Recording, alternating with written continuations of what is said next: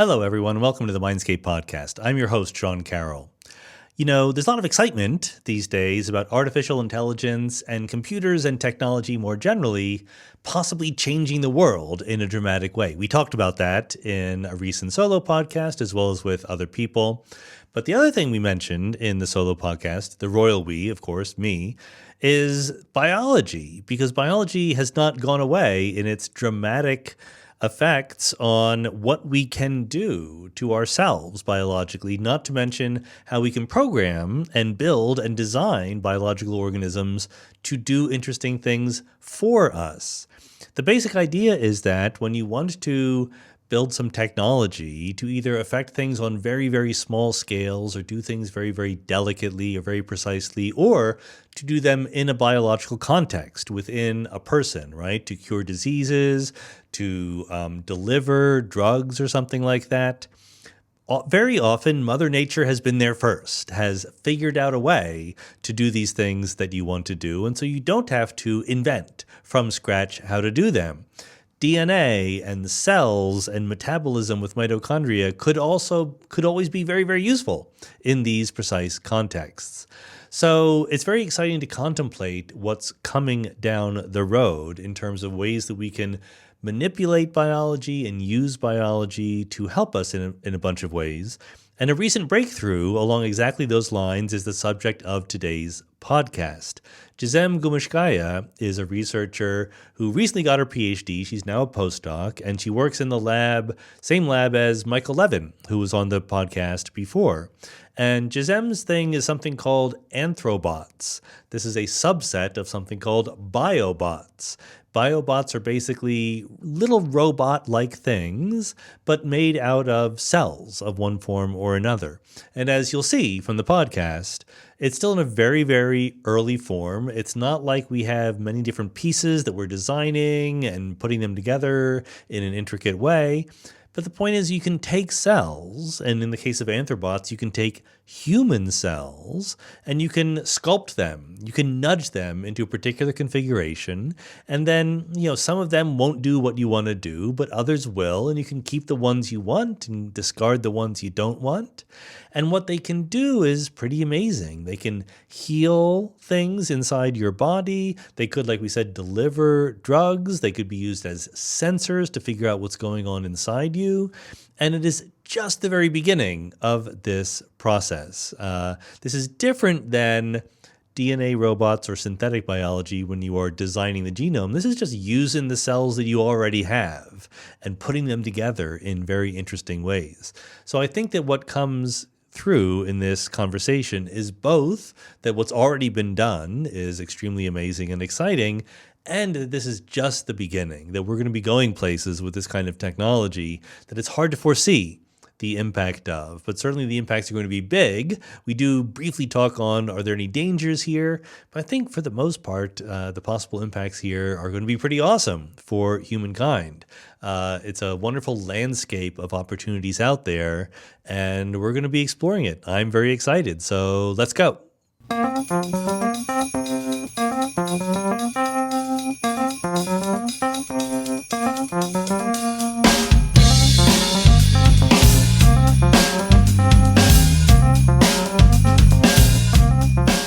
Gizem Gumuskaya, welcome to the Mindscape podcast. Thanks so much for having me. It's so exciting to be here. Let's just start with the very big picture here so that people know sort of how to orient themselves. What are you doing? Like, how do you think of your task or your project biologically? Is it designing better robots, or is it manipulating life, or what is your self-conception there?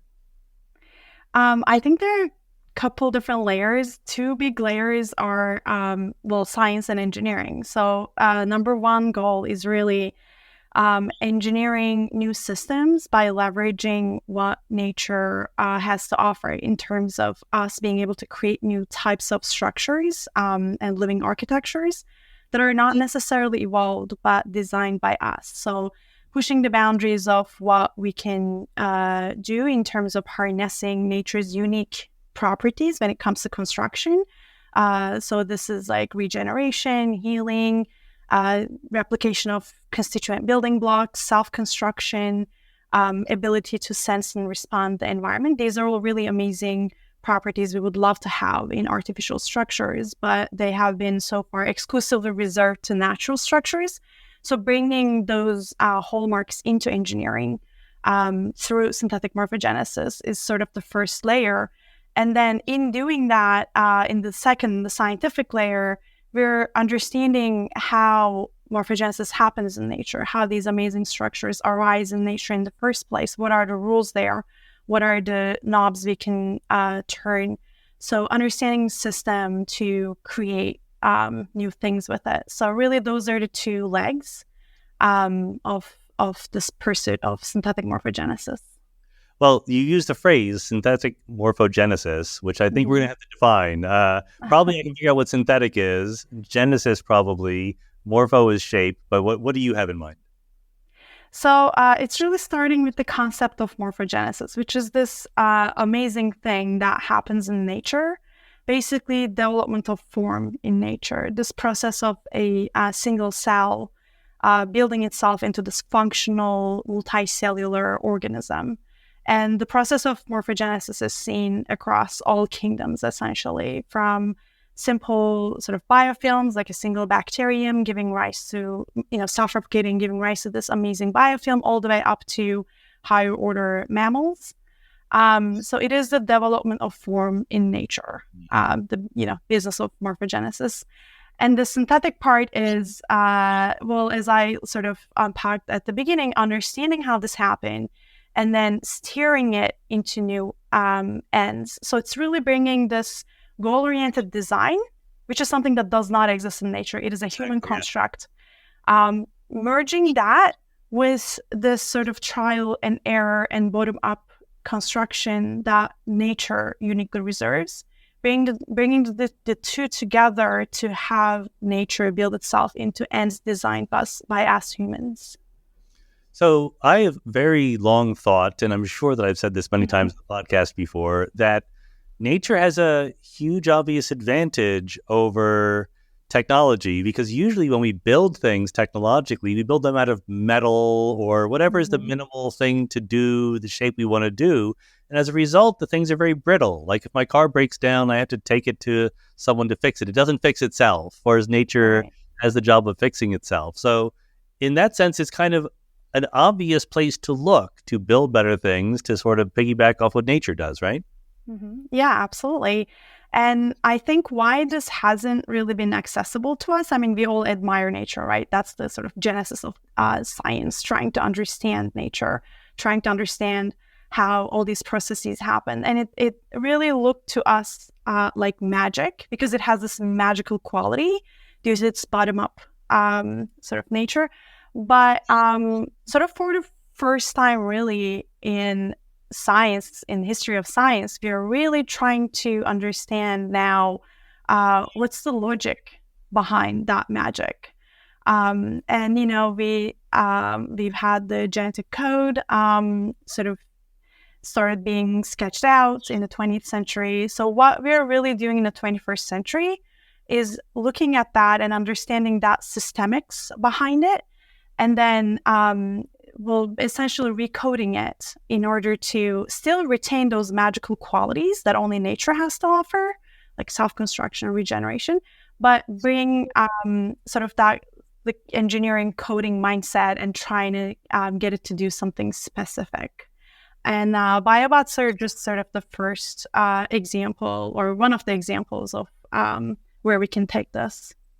And I could imagine that somebody could just take inspiration from nature, but more or less design from the ground up. Maybe that's very hard and you don't want to waste all your time rediscovering things. But if I understand correctly, what you're doing is literally starting with cells and pushing them around to make robots. Yes, that's an excellent distinction, and one I actually try to clarify often in my sort of explanation of what we're doing. So there is in being inspired by nature, and that is something we've been doing for hundreds of years, literally since the ancient times, right? Looking at nature, admiring it, building architectures like ionic columns that look like nature. But in doing that, we're still exclusively using the top-down methods that us humans have developed, where everything needs to be manipulated one by one. Sort of, it lacks that autonomy.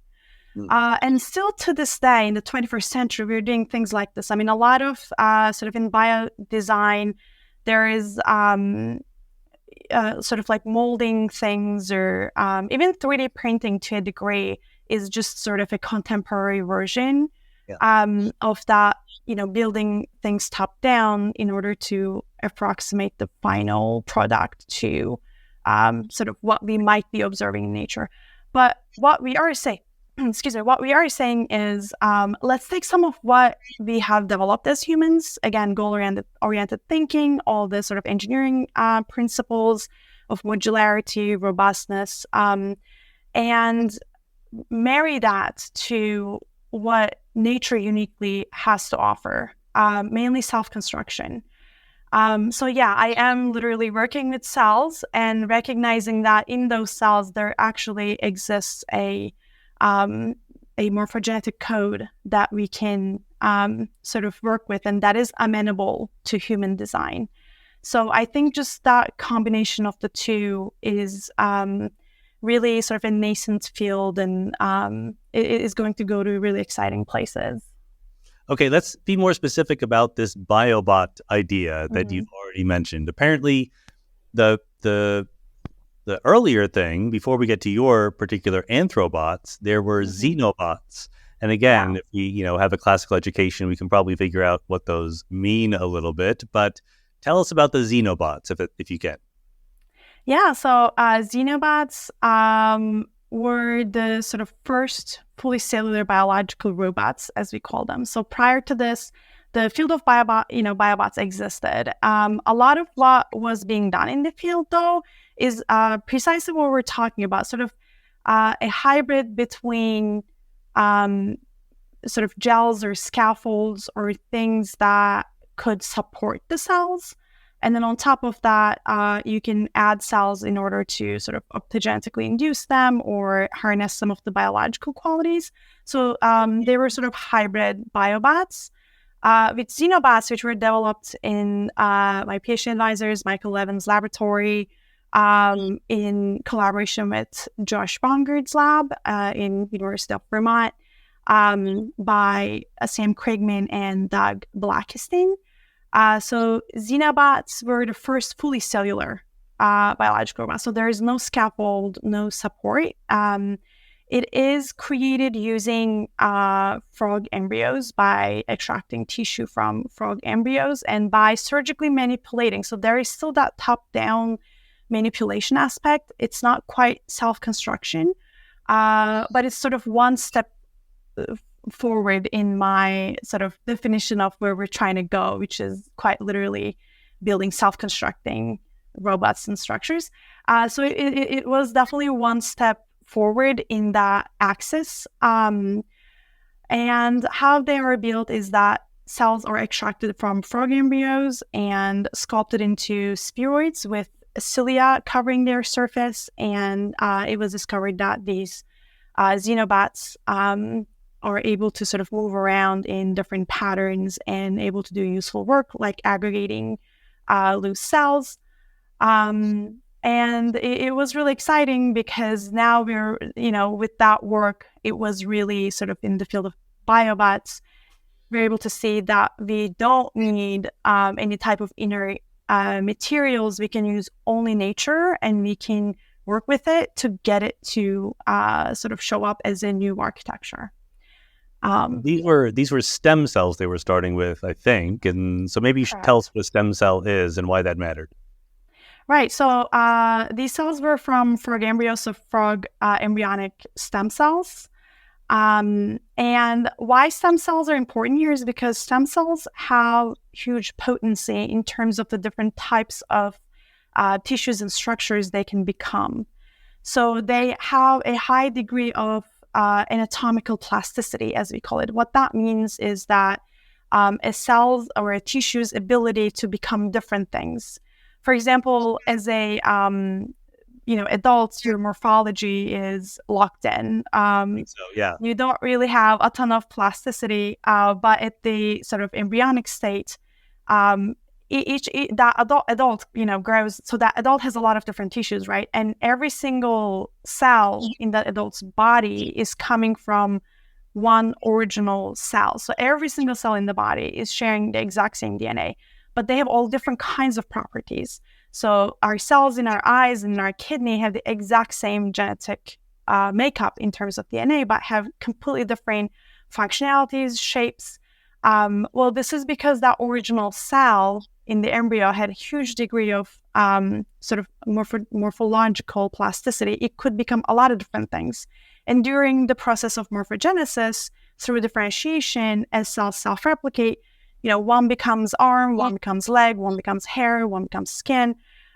So there is that ability to become different things in embryonic stem cells. And in xenobots, they have essentially leveraged that in order to build new, a new architecture that has a completely different shape and function than that of a frog embryo. So that was sort of, really exciting to see. And you used the word or the phrase sculpting cells. And I would like to know what that means. Are you sculpting individual cells? Are you sculpting how they fit together? And how does one sculpt at the level of cells? Right. So it's sculpting a multicellular tissue, sculpting an aggregate of cells. It is a very fine surgical operation that our surgical genius in the lab, Doug Blackiston, is able to sort of put together.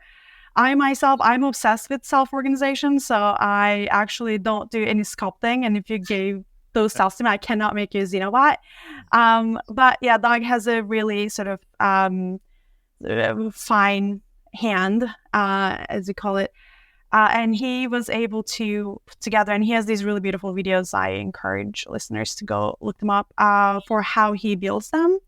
And he can also build them in all kinds of different shapes, different sort of protrusions and inlets. And essentially, it is very much like sculpting, very much like kind of almost like playing with dough and giving it into, with scalpel and under a microscope, but giving it the shape that you want it to have.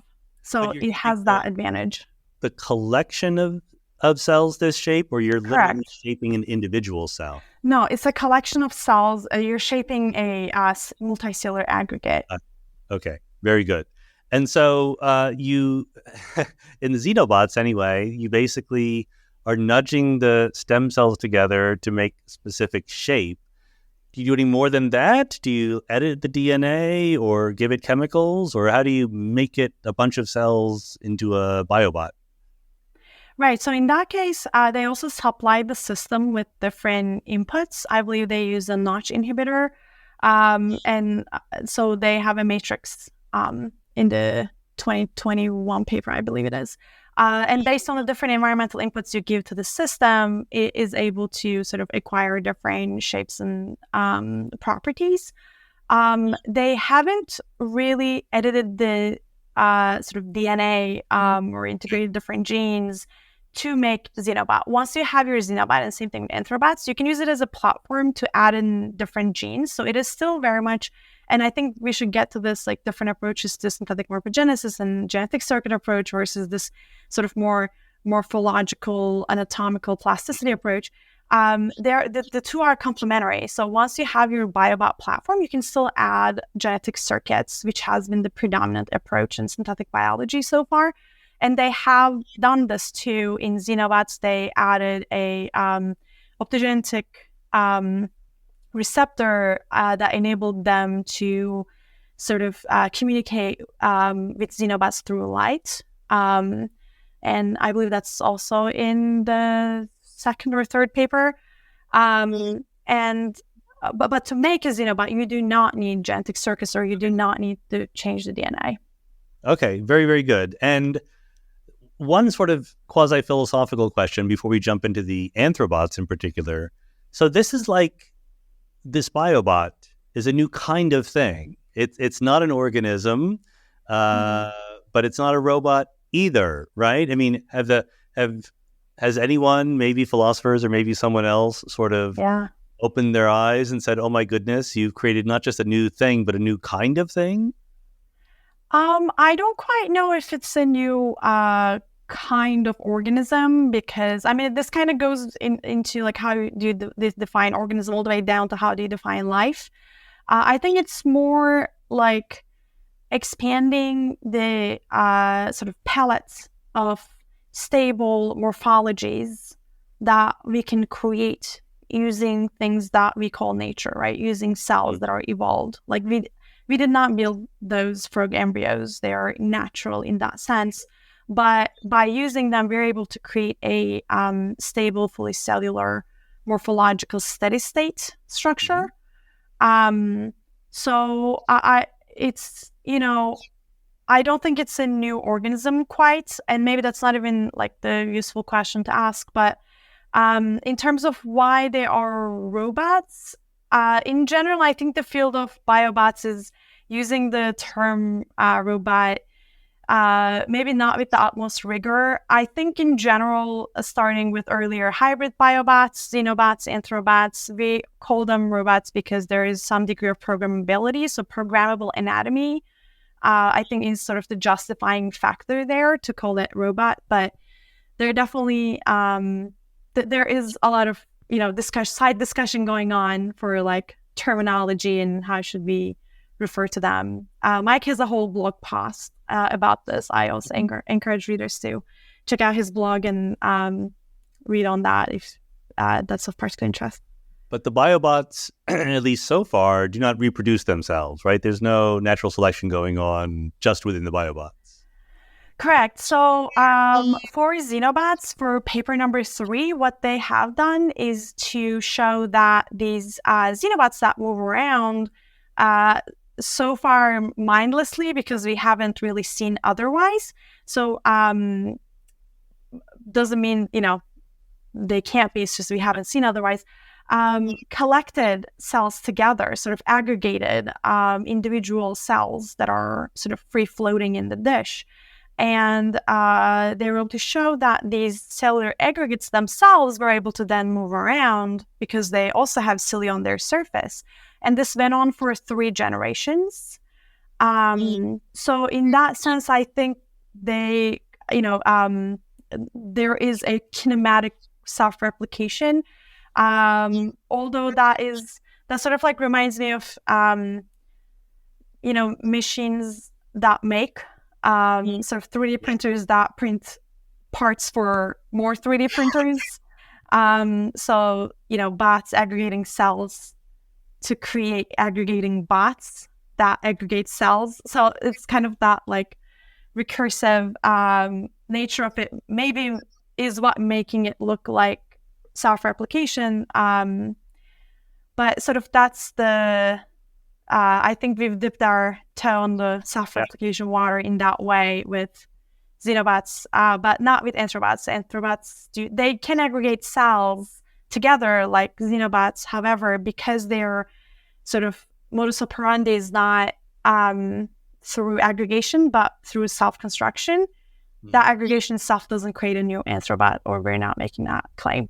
Okay, I think it's probably then time to tell the audience what an Anthrobot is. A Xenobot, the Xenobot experiments, we'll link to papers in the blog post. But they were made of stem cells from a certain type of frog.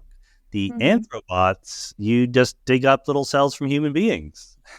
Yeah, so not from embryos. Spoiler alert. So when I started in the lab 2018, we wanted to make mammalian versions of these Xenobots. However, it is not so 2 major differences. Like difference number 1, you cannot just take, and we ideally want to make these from human cells.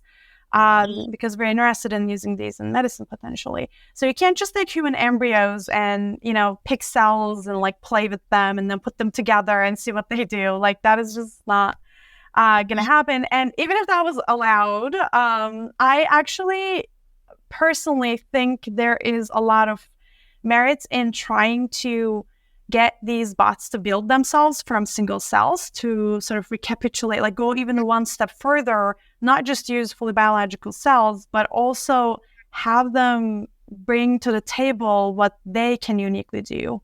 So I can sculpt a lot of different things, but I can't make anything build itself unless it's of biological substance. And just to be clear, when you say that you can't do that, you're legally not allowed to do that right now in the United States. You're allowed to take little human embryos and sculpt them.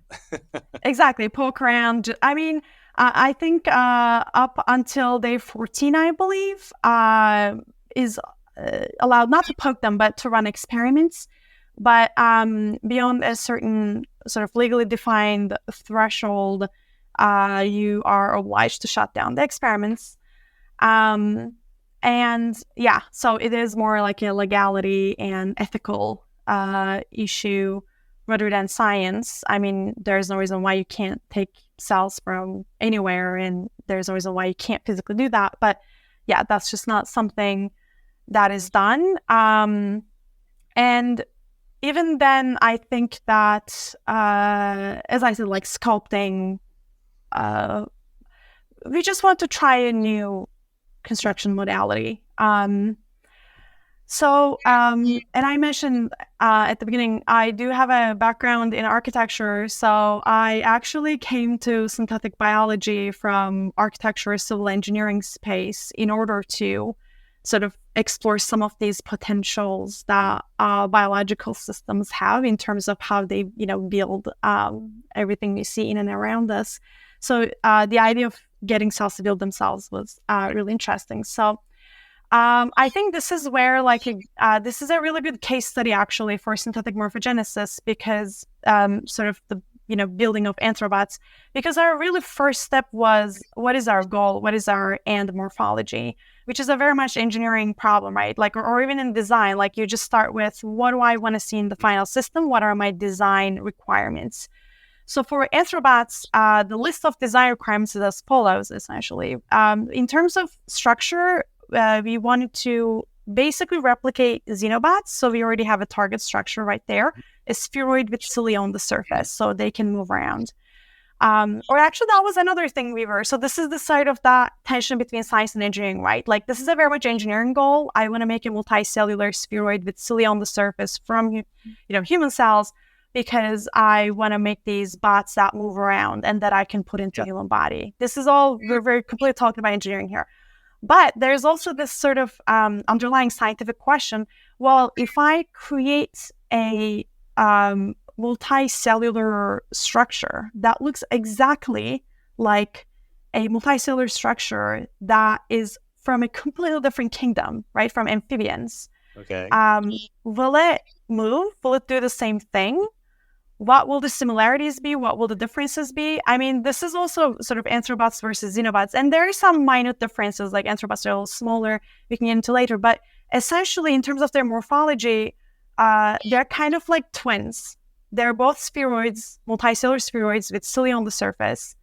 And I don't think we've ever seen in the sort of history of life on this planet where two multicellular structures or two structures of any kind looking so similar to one another, but from being like completely different kingdoms. So recreating that in the lab and investigating their behavioral and morphological properties also, I think really helped. Like, it was a really exciting question, and sort of really helped us understand some of these like morphogenetic rules that we are trying to crack. So that this is just kind of an example for science engineering tension. But going through the list of requirements when we're building, so multicellular spheroid cilia on the surface, human cells, and then self-constructing. So we have our sort of target goal, right? Target engineering goal, and we want to get cells to build this. So how do we go from here as a sort of synthetic morphogenesis project? So the traditional way to approach this project would be through synthetic circuits. which is sort of the dominant modality that is currently used in synthetic biology. It's fascinating. And learning about synthetic circuits and finding out that we can do these things was the thing that sort of sucked me into biology from design to bring the two together. So it was like massively inspiring. But I was also realizing that maybe it was sort of coming to a like its limits. So with like Anthrobots, then we have our list of goals, which is what any sort of engineering project starts. Where am I trying to get to? And this is not how nature does it, right? Nature is just trial and error across millions of years, brings about something that works. But for us, grand timelines are not millions of years. So we do need to get to what we are trying to build, hopefully in the span of a PhD. So starting point, okay, we want spheroids. We want spheroids covered with cilia. We want these from human cells, and we want these to build themselves. With that goal list in mind, if a synthetic biologist sits down for a synthetic morphogenesis project, traditionally, what we do, and this is something in my work, in my master's prior to PhD, this is also sort of the space where I learned all my synthetic biology knowledge is through synthetic circuits. So I'll just pause here and unpack a little bit what synthetic circuits are. So synthetic circuits are very much like electrical circuits. Instead of, though, having transistors connect to one another with copper wires, you essentially have genes connect with one another through sort of proverbially chemical wires. You have this one gene getting expressed, and that could be a regulatory protein that goes and turns on or off another gene. And so through these interactions, you can generate Boolean logic in live cells. And that is a very much sort of an electrical engineering sort of paradigm, bringing this to biology. So in the past, there has been some amazing examples of for synthetic morphogenesis, creating synthetic patterns in space. A lot of things have been accomplished through genetic circuits. However, though, if you want to create something these all have been in 2D or 3D fields. So it has not quite yet gone beyond just creating patterns. And I don't want to say just, because even that's like fascinating, getting cells to create large scale patterns. But if you want to do something quite large as a multicellular spheroid with function, so, growing cilia on the surface and moving in one direction, which means there is a symmetry breaking event going on, there's directionality, there's axes. I mean, this is just not something we're going to yet be able to accomplish using just genetic circuits, because even if you can fathom what kind of a circuit would create this type of incredibly complex tissue organization event, for us to build that circuit and deliver it into cells, just our technology is not there yet. And biology community is a really fast-moving community. So I think we'll get there in 50 years, hopefully in my lifetime. Would love that idea of designing a structure and then compiling it into a genetic circuit and putting it into a single cell and have that cell execute that circuit and start self-replicating itself, proliferate into that structure, very much like the growth of a tree. And in doing that, also sort of copy those instructions that we've put in there and propagate it into the progeny so everybody knows what we're trying to build. I mean, that is, I think, really the sort of 100-year view of synthetic morphogenesis. But we're not there yet. And I did have to get my PhD. So basically, we started thinking about, is there another approach to synthetic morphogenesis that we can think about? Why are we trying to build everything from scratch? Sure. We don't even yet understand fully how celiogenesis happens in nature. That is an incredibly complex process. The pathways are not all even worked out. How are we going to take this and put into a sort of synthetic circuit. Now, why don't we just look at cells that already know how to make cilia? So instead of trying... Just by the way, the cilia, the little hairs that move around cilia. The right kind of cell, right? Exactly. So cilia, little hairs, exactly like they're in our... so there are 3 places in the body where cilia is found. So you have the mucociliary escalator, which is in the trachea that helps inhaled pathogens and particles to be sort of sent back up. You have it in the brain matrices, and then you also have it in the oviductal epithelia, helping egg to move around. So it is essentially sort of locomotive appendage, one of the locomotive appendages. There are different ways of locomotion, but in the body. So very fascinating, very complex.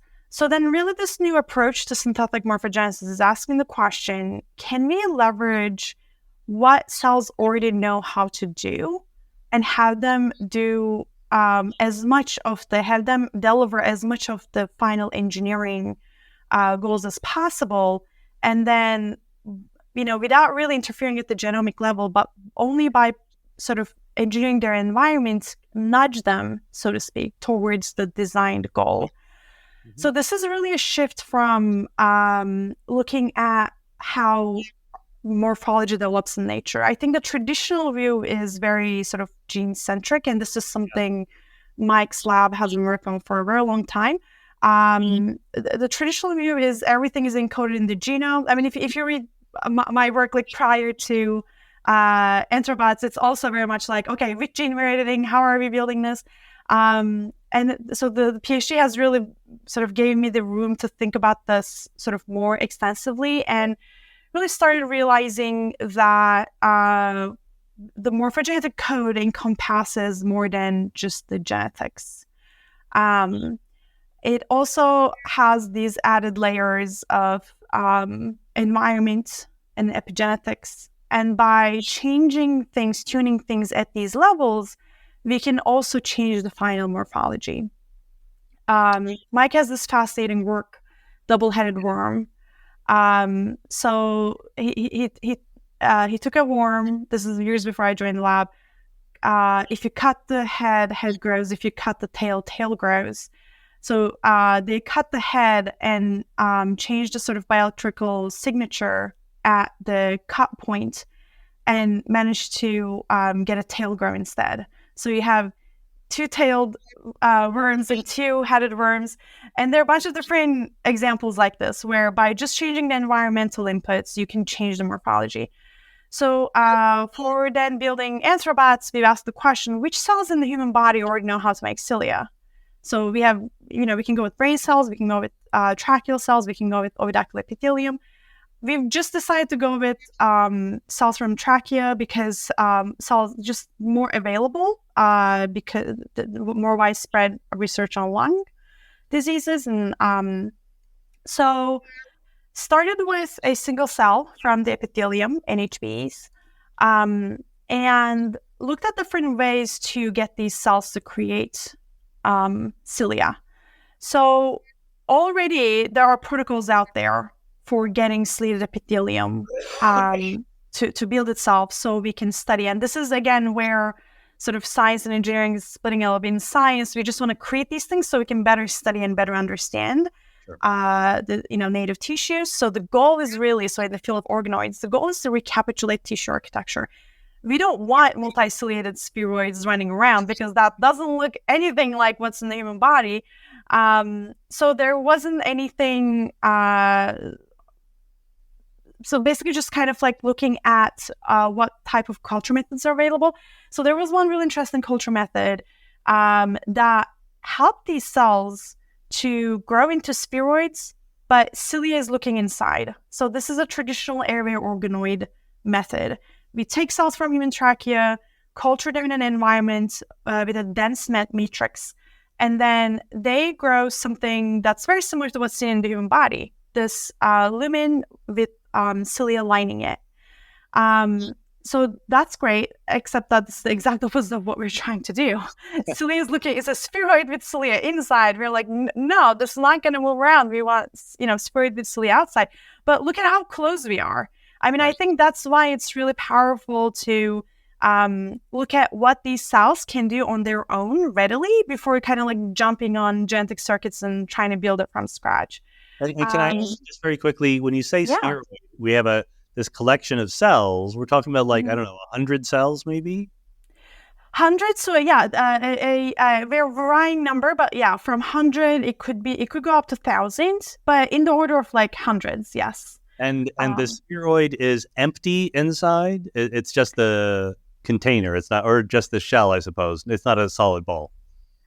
Exactly. So it is very much like the trachea. It's empty inside. There's a lumen and it's filled with sort of mucus and other debris that the cilia is sort of moving around. Okay. Some of them quite literally looks like a washing machine with like a empty hole, and then things are moving around in there. So this was something that was so it's basically like the first step is to, okay, here's my engineering goal. Here are the things I need in my system. What already exists out there that does something similar to this? And then how can I nudge it in different ways, sort of explore all the different shapes and structures it can create. So I sort of like push it towards my engineering goal. Yeah. So with, as an example, for Anthrobots, we had the array organoids. So we need to get these guys to flip. I think this is where thinking about cells and their morphogenetic functions, what they like, what they don't like, what environmental inputs. So it's known that the cilia grows in the middle and not on the surface because the surface is this thick matrix environment. And cilia likes to be sort of closer to more kind of like a lower phase, like more water-like environment. And that's that empty lumen or like filled with mucus. So essentially trying a bunch of different things, but the hypothesis that worked was that, okay, what if once we have these cilia in array organoids, if we remove the matrix from the environment, if we just melt it out, when I say just, but even this is like 5 months of research because you're like, okay, yeah, I know, how do I get just the matrix to dissolve but keep the cells intact? And like, but ultimately, the way to dissolve the matrix and keep the spheroids intact. And when we put them then into a non-adhesive environment, so not just in a especially non-sticky environment, to really force those ciliated cells to come outside while sort of bombarding the system with retinoic acid, which is also something ciliated cells know to kind of like really thrive on. In a matter of 7 days, I managed to get these spheroids to essentially flip inside out, which is really fascinating because that almost looks like gastrulation, which is an embryonic event, but unfolding in a structure that has nothing to do with the embryo, literally taking from elderly patients. So again, just to be clear, so you have this spheroidal collection of tracheal cells, and all the cilia want to be inside, and you didn't convince the individual cells to get cilia outside. No. You just convinced the whole sphere to flip inside out. Exactly. Undergo like this phenomenon called eversion. So essentially, like what a bioengineer does at that point, okay, here's my engineering goal. Here's what's already available to me. Here are the kinds of structures that are either developed by evolution, meaning these are the natural structures available to me, or by other scientists, so like the array organoid. So a survey of what's out there. And then from there, finding the closest point to where you're trying to go. And then asking, we're not messing with we're not going sculpting, trying to get it inside out, like by hand. None of that. Those are all sort of like very much top-down construction methods. But asking ourselves, what kind of morphogenetic functions can I get these cells to engage in? What kind of sort of functions can I execute in their morphogenetic code? So I get the system to build itself towards my, target morphology. And the morphogenetic function there was eversion, is the sort of terminological name to get it to flip inside out. And then you sort of, do a bunch of things to the spheroids to get them to do that. And then you have developing the protocol is very painstaking, but once you've done it, then you have the system that, so Anthrobots build themselves in the matter of like 2 weeks from single cells to multicellular structures, and then 1 more week for them to flip. So 3 weeks. And in this, like in the course of these 3 weeks, we just feed them twice and then essentially like melt out the matrix. So like change their diaper. Okay. And we go from thousands of cells to thousands of bots. I mean, there are like thousands of them just like running around. And that's I think, like real beauty of self-construction beyond that sort of like intellectual bleeding edge, trying to that like architect side of me. Beyond that, it's just very economical, like high throughput, right? Yeah. You just do the same. So it's not like 3D printing. When you're 3D print, you have to print them one by one. It's not like molding or casting. You have to like create individual molds for each thing you're trying to. So I think that's why it's really exciting to sort of ask the question of, can we really get this unique construction framework of biology to work for us towards our designed ends? So you have these multicellular collections, and you've nudged them. You nudge them chemically, not mechanically, Correct. to make sure that they can move around. They have cilia outside, but they're not. Just to be fair, they're not programmed to do any particular thing, right? I mean, they're not robots that you sort of designed for a purpose. You made them to fulfill some requirements, and then you're going to like watch them go and see what happens. Right. Like the goal there is to make a spheroid that moves around, like that in and of itself. And you can kind of argue that you've programmed the system to reach that goal. So that like program, I think that like creating artificial anatomy part is the reason why, like in general, people call these structures robots. But here's the interesting thing. Was there a question at the end of that? Or I'm just trying to make sure that the audience understands like what the current capabilities are. Like this is not a robot that has a computer memory that you can give it instructions to. You've basically built a thing and are sort of just doing science on it, asking how it moves around and what functions it could possibly serve. Yeah, and I think that's the really exciting thing. Like when you do that with biology by leveraging sort of this like emergent dynamics, because in the traditional way, you would just expect that, okay, now I have these spheroids that move around, do this one thing that I wanted to do. Except that what we saw is that they're all doing different things. Like one is moving in circles, one is going straight, one is wiggling in place, one is making arcs. And I think there sort of lies the cue to further programmability. If each one of these guys are doing something different, there must be something categorically different about them. Or is there? I mean, that really became the next question for us, because you look at that dish, you made the mistake of getting them to self-construct. So now you have thousands of them and it's overwhelming, and you want to characterize the system. So what we did is to ask the question, like, are there any emergent patterns here? Right.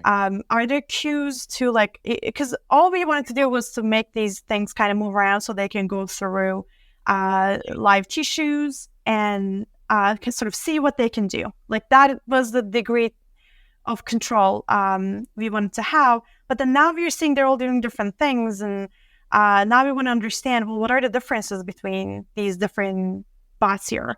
And the first thing we did was to do like a large scale time lapse and look at the overall population. This is again really interesting. So when you look at so biology does this idea of like variation on a theme. Yes, they're all ciliated, they're all multicellular, but so they all look like each other, but none two bots are the same. And sort of like fingerprints, right? They all kind of look similar, but none two are the same.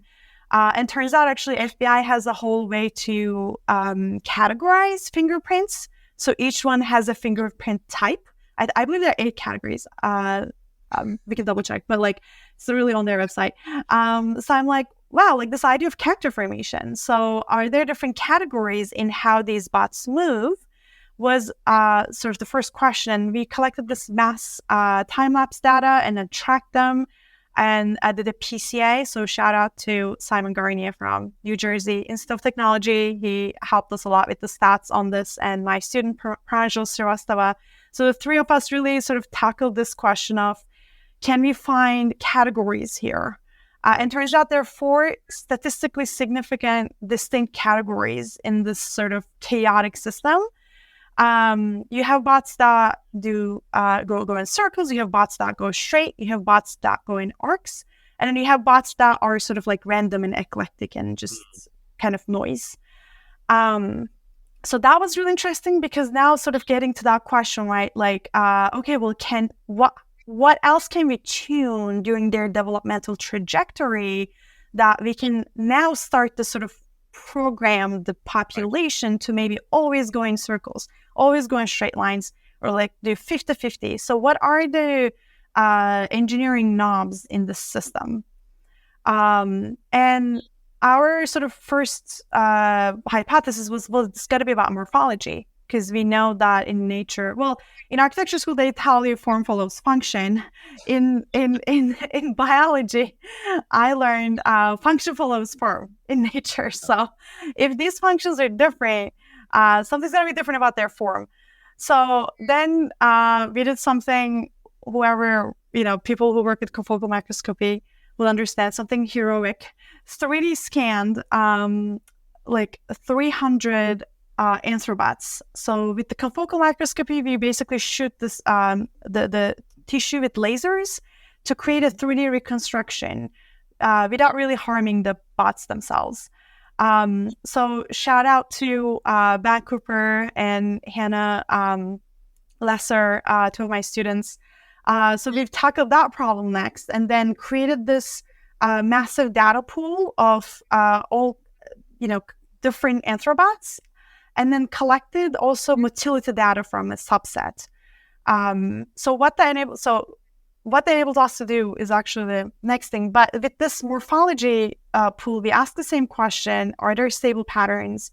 And then turns out there are 3 stable categories, like 3 different flavors of Anthrobots. You have these bots that are a little smaller and cilia everywhere, like fully ciliated.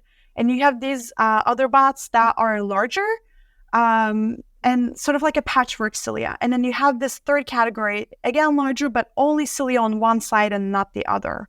And we keep getting these sort of frequencies, the same frequency in the population. So it's really cool that the system is self-organizing into different attractor states in terms of its morphology and its behavior. And then next, the million-dollar question: is there a correlation between the 2? Like, can we map different, not necessarily causation, but at least correlation? Because from there you can hypothesize about causation, but is there any correlation between them? And turns out the ones that are sort of half slated, half bold are the ones that always go in circles. Ones that are large and sort of patchwork, right? Like if you have a rowboat, and then if you're only rowing on one side, you're going to go in circles. If you're sitting in a rowboat and have both sides are rowing, you're going to go straight. So these larger bots with patchwork cilia, sort of checkerboard pattern, always go straight. And then the small guys, even though they have cilia all around in their surface, actually are the ones that are wigglers. They don't really go anywhere because their surface is not large enough to have many cilia to generate thrust.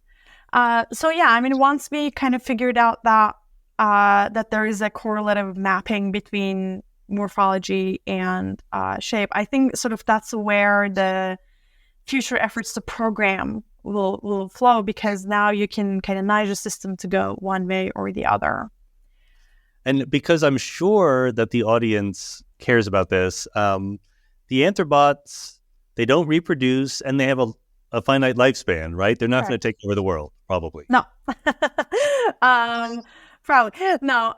So I have yet to see, and I have seen like thousands and thousands and thousands of Anthrobots. It could be more than like 20,000 now. Never seen one that never disintegrated. So every single time they disintegrate into individual cells after sort of a month, 5 weeks to 2 months period, So that differs from bot to bot. And basically, it would just sort of, if we are talking about inoculating these bots into the human body, after a certain time, they would just disintegrate and wouldn't be different than the debris in your body. We're characterizing right now in a follow-up paper for their sort of modes of disintegration. But yeah. And but nevertheless, we're sort of burying the lead here, because even though the Anthrobots just sort of wander off in different directions and move in different ways, you found that they did have a potentially beneficial effect on nerve cells. Right. So once we did this characterization, I was like, okay, well, we built the thing we want to build. Let's put it, let's do it. Like we then, the whole reason why we wanted to use human cells was so that we can put these things into human tissues and then see what do they do? If they can sort of, at the very least, go through the tissue, sort of traverse, not navigate, but like move across. So we put these into human cortical neuronal monolayer differentiated tissues. So these are neuronal tissues or monolayer tissues differentiated from human-induced neural stem cells, HNSCs. After differentiation, we basically make a scratch, so damage the tissue in different ways. The scratch assay is sort of standard. And then when we put the bots on there, we saw not only that bots moved across, but that the bots that had different motility profiles moved across differently. So the bots that had circular tendencies tended to sort of explore the edges of the scratch more, and the bots that had sort of more straight tendencies just kind of went right through. So you can imagine like a scenario where, based on your application, if you want your bot to, for example, dispense a drug, like high doses of a specific drug in a particular tissue, maybe you're going to want to use your circular bots so they spend more time there. Or if you want sort of larger coverage, like if you want these bots to like patrol a tissue and like collect information in a certain way, maybe you're going to want to use the linear bots. So it's also sort of useful in terms of application beyond just like morphological characterization. And then, when we put the bots into scratches, they just went right through. However, in parallel, we were experimenting with like, can we make larger structures using these bots? And we had discovered that at a very specific point, so when you first dissolve these from the matrix, before they evert, before they go inside out, if you constrain them a lot, they actually start to fuse together and form this like massive bot. And then that bot then actually continues local eversion at different points and then becomes motile. So you can have these like very large kind of super bots that are motile. Yeah. So when we put these things into the scratches, they didn't, of course, move quite as well because they're giant. They're not like the small guys that just like go right across. But what they did was to function as a bridge on both sides of the scratch. So sort of connecting the two sides of the tissue. And then what we saw is that at the end of a 3-day period, they enabled the neurons underneath to sort of fix themselves. We don't know if it's like neurons like, so most likely explanation is that there's some migration event happening. And that gap is sort of closing in that way.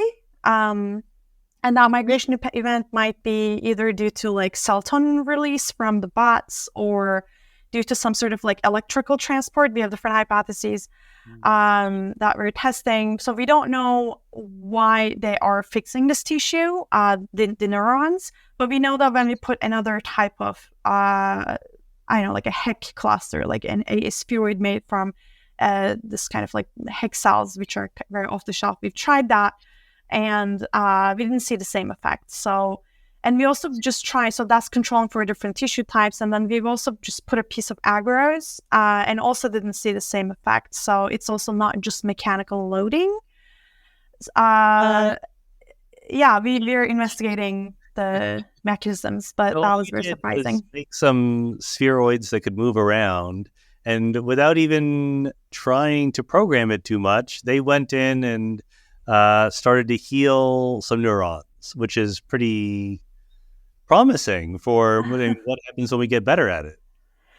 Yeah, I mean, I think that's why the idea of like anatomical plasticity and trying to leverage what cells are already might be doing is very exciting. And this is a complementary approach to synthetic biology. So from here, we can now add synthetic circuits to these bots, and now we have the like room for the payload, because we're not, using any of that like circuit budget on trying to get them to create this morphology and function. So I think really exciting next step is to put different genetic circuits into these bots and see how we might be able to expand their abilities. So basically, rather than trying to program the bots, you could program something using synthetic biology or whatever, and the bots are just easy to make and are, I don't want to say smart enough, but able to find and locate certain features in the body where you want to dump your payload. Right. I think finding where they go, like, so that gets into like navigation. I think actually that's where we might really make use of genetic circuits, because right now their movement is random. We did very little chemotaxis studies to see if they have like any taxis behavior towards anything. So we want to expand those to see if they naturally gravitate towards anything. But yeah, like, I mean, I think navigation and actuation will be the areas where we can now incorporate genetic circuits and really expand the abilities of sort of morphogenetic engineering as a whole. This is where your architectural background comes in and you try to fit different pieces together to do fun things? Yeah, so I think like number one is to try to see how we can create new ways of building, new ways of creating structures, because in architecture it's all top down. You have to stack the bricks to build the thing, but here we actually have this technology just sitting out there, right, nature, where the bricks are self-replicating and stacking themselves. And so it's just a question of like speaking their language to get them to build the thing that we want them to build. So that's one. And then really, I'm also interested, like, so I mean, obviously medical applications are one avenue, but I'm also really interested in climate tech, whether we can use biological sort of self-construction and, morphogenetic engineering towards building more sustainable building blocks. Because like right now, close to half of all greenhouse, gases causing global warming is coming from construction industry, just humans trying to build things, versus you have this, natural paradigm that builds amazing things and sequesters carbon. And now we can, get it to build the things that we want built. I think like there's a great opportunity there for sustainability as well. That sounds very good. I mean, I suspect that you would have told me if you thought that it was going to be able to cure cancer, but it does sound like there's therapeutic medical applications as well. Right. So neurodegenerative sort of, diseases are, I think, one area where we could start testing this sort of healing behavior and see in actual disease models what happens. But right. So beyond that, I think this is sort of more like it's not just Anthrobots. I mean, honestly, a lot of different biobots can be envisioned. The Anthrobots are just sort of one example. And you don't need cilia for biobots to move. Like you can also do crawling behavior. So really the idea is to use nature as a palette to draw these features from, to build engineered systems. So once you have that system based on what your therapeutic goal is, you can envision different properties. So if you want to, chase some bacteria in the gut, you would engineer your system such that maybe you want it to like move in 3D, because bots only move in 2D. But if you're trying to like bulldoze mucus from cystic fibrosis patients, then this sort of like ciliary crawling is a better locomotive paradigm. So really the idea is to create these platforms and adapt them to different types of therapeutic applications. So this paradigm shift of like, we think of drugs as these inanimate chemicals that just do things in the body. But what about like living drugs? What about living medicine? So I think that's sort of what morphogenetic engineering will enable us to experiment with in the therapeutic space. I guess it's my job to just ask, what are the dangers of this? It sounds, I know, whenever we do something dramatic and biological, you have to worry that it's going to fall into the wrong hands or that the terrible mistake will be made. Is that, you said that they actually sort of self-dissolve after a while, but maybe that's just the first generation. I don't know. Exactly. Yeah. I think, so this is where, if you're just able to explore their native abilities and leverage what they do naturally and deployed in different and unique ways, like in the nerve healing case, I think the concern is less because, excuse me, because then the bot is carrying the human DNA 100%.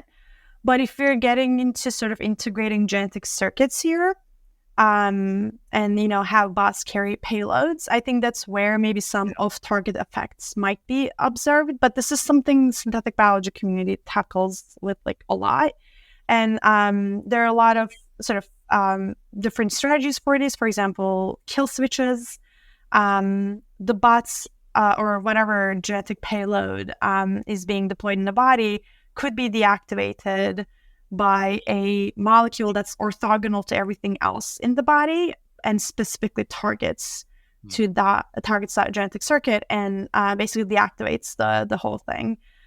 So there are definitely some fail-safe mechanisms that we could bring into the bots, but that's why I think bots are really exciting, especially ones that don't require genetic editing, because then you're able to just put a piece of tissue that has the exact same DNA as the patient. They're human cells, yeah. Exactly. Like, so if you were to like make your cells, your bots, we would just take like a cheek swab and then go from there, and then we would not never touch the DNA.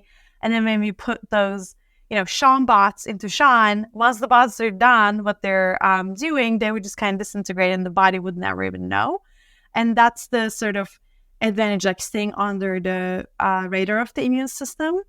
But yeah, once we expand this to include genetic circuits, I think we're going to have to think a bit more about off-target effects with the genes and incorporate some of that synthetic biology safety literature and protocols. So this last question is not even a question, but just a statement that it seems like this is just the beginning of something truly big. I mean, when you combine ideas from gene editing and synthetic biology to this sort of robot building that you're doing, it almost makes a physicist like me think that the 21st century will be the century of biology. Yeah, I mean, I think it's just really exciting to see how much we can do. I think there's this, and we still haven't been able to shake it, I feel like. There's this view of nature as this thing sitting outside, waiting to be understood and mapped and decoded. And of course, we need to do that. But as we do that, we're also discovering that this is a whole active design medium that we can build completely new things with. So yeah, it is definitely, I mean, to a degree that as a designer, it just sucked me in, and just before I know it, I became a biologist. So I think there's huge opportunities for design and engineering and to create things that are truly unique and have the hallmarks of biology. 21st century and beyond. Yeah, we always like to leave some give some ideas out there to youngsters who might be listening to the Mindscape podcast, thinking about what they could do research-wise for a living. And this is certainly a very, very exciting field in which to do them. So, Gizem Gumuskaya, thanks so much for being on the Mindscape podcast. Thanks so much for having me, Sean. I've been I remember listening to your podcast late at night in the hood, running experiments. So it's full circle for me. Hope I didn't ruin it. experiments that way. Yeah. Now you motivated them. Excellent. All right. Thanks. Thank you.